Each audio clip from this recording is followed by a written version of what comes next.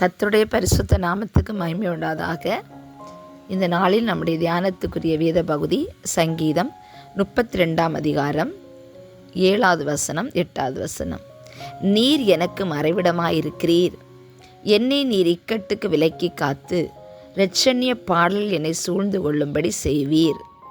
நான் உனக்கு போதித்து நீ நடக்க வேண்டிய வழியை உனக்கு காட்டுவேன், உன்மேல் என் கண்ணை வைத்து உனக்கு ஆலோசனை சொல்லுவேன்.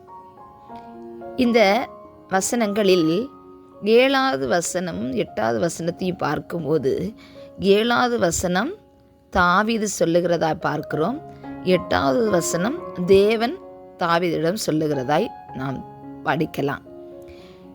ஏன் தேவன் முதலாவது தாவீதுக்கு இப்படி சொன்னார்? நான் உனக்கு போதித்து நீ நடக்க வேண்டிய வழியை உனக்கு காட்டுவேன், உண்மையில் என் கண்ணை வைத்து உனக்கு ஆலோசனை சொல்லுவேன்.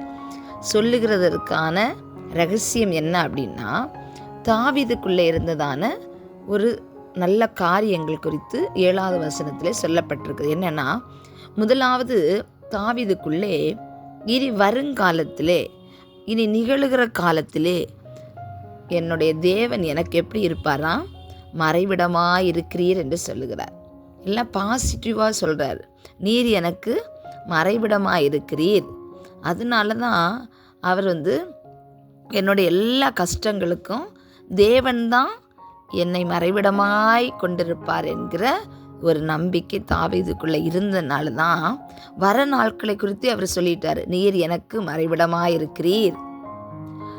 2வது என்ன சொல்கிறாருன்னா, என்னை நீர் இக்கட்டுக்கு விலக்கி காத்து, எனக்கு வரப்போகிறதான இக்கட்டுகளிலிருந்து தேவன் என்ன செய்வாரா? என்னை விடுவிப்பார். அது மாத்திரமல்ல, இரட்சணிய பாடல் என்னை சூழ்ந்து கொடும்படி செய்வீர். அப்படின்னா என்னென்னா, நான் எனக்கு வருகிற இக்கட்டிலேருந்து நான் விடுதலை பெறுவேன். அந்த விடுதலை பெற்று நான் என்ன செய்வேன்? அவரை பாடல்களாகவும் அவரை பாடி மகிமைப்படுத்துவேன். என்னை எப்படி இரட்சணிய பாடல் என்னை சூழ்ந்து கொள்ளும்படி செய்வீர்.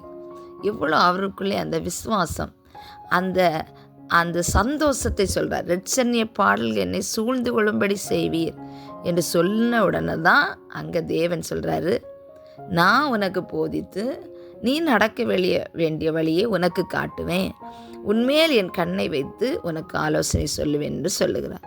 அதுபோல் நாமும் அவரை நம்பின ஜனங்களும் நமக்கு என்ன இருக்கணும்னா, வருநாட்களுக்குரிய காரியங்களை தேவனுடைய சமூகத்திலே ஒப்பு கொடுத்து அவர் எல்லாம் பார்த்து கொள்வார். யெகோவா ஈரே, அவர் எல்லாவற்றையும் பார்த்து கொள்வார் என்கிற ஒரு நம்பிக்கை, தைரியம் நமக்குள்ளே இருக்க வேண்டும். தாவீதுக்குள்ளே அப்படி தான் விசுவாசித்து இப்படி அவரை நம்பி அவர்களை சந்தோஷமாய் சொல்லுகிறதை நாம் பார்க்கலாம்.